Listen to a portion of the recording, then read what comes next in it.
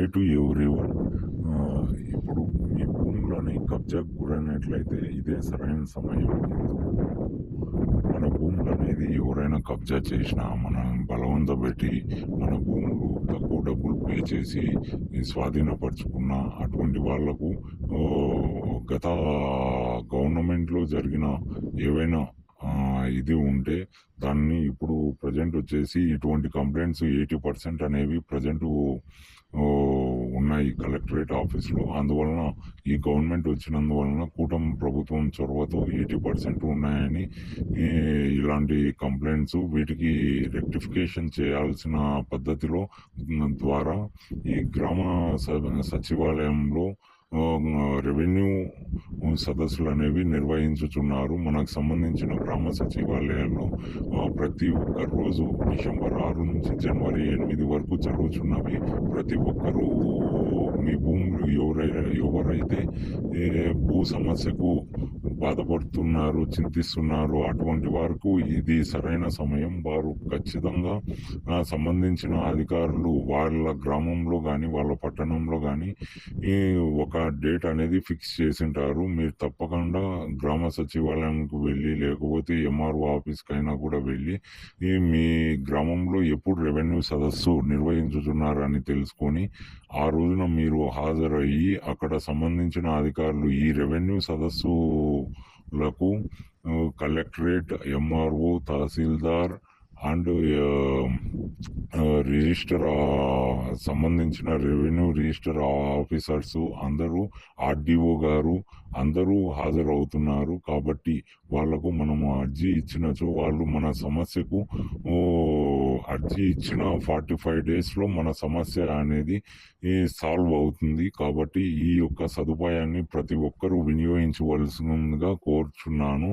ఇది మన AP government, Andhra Pradesh కూటమి గవర్నమెంట్ చొరవతో మనకు ఈ యొక్క సదుపాయాన్ని కలిగించింది. కాబట్టి ప్రతి ఒక్కరూ ఏపీలో ఉన్న భూ కబ్జాకు గురైన వాళ్ళు, సామాన్యులు, రైతులు ఎవరైనా సరే ఇందులో వెళ్ళి వాళ్ళకు సంబంధించిన యొక్క సర్టిఫికేట్లు, అర్జీ నోటిఫికేషన్ అర్జీ అనేది వాళ్లకు పొందుపరిచినచో వాళ్ళు 45 రోజుల్లో మీ భూమికి సంబంధించిన సమస్యకు పరిష్కారాన్ని చూపిస్తారు.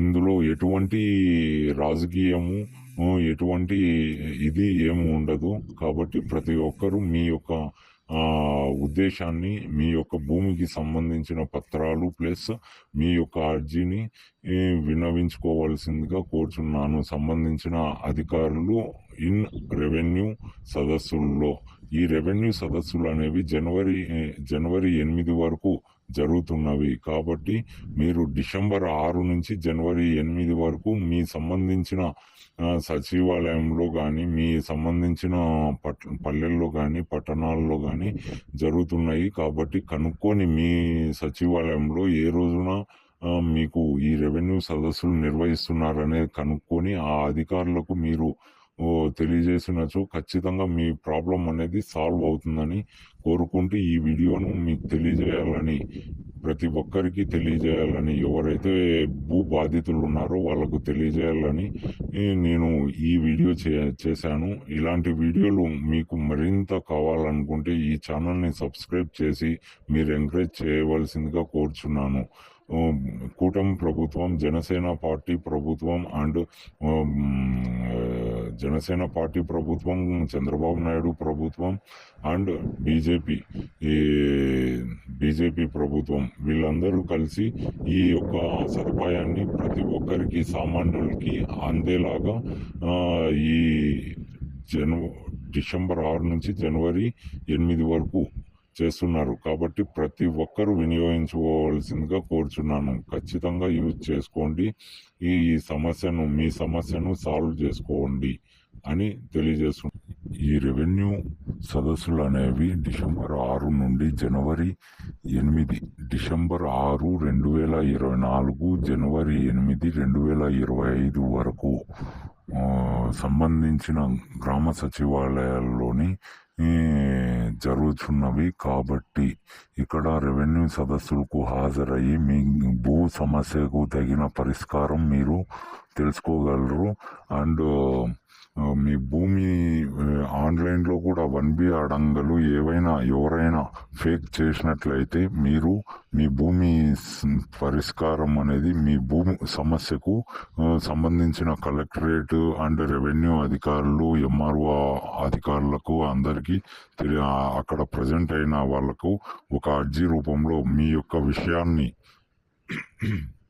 పొందుపరిచినట్లయితే ఖచ్చితంగా దానికి ఈ రెస్పాన్స్ అనేది ఫీడ్బ్యాక్ రెస్పాన్స్ అనేది వితిన్ 45 డేస్లో అనేది మీకు తెలియజేస్తారు. మీ భూమికి పరిష్కారం అనేది చూపబడుతుంది. కాబట్టి ఈ కూటమి గవర్నమెంట్ అనేది ఇటువంటి అవకాశాన్ని తీసుకొచ్చారు. కాబట్టి ప్రతి ఒక్కరూ ఆంధ్రప్రదేశ్లోని ప్రతి ఒక్కరూ ఎవరైనా భూ బాధితులు ఉంటే వాళ్ళు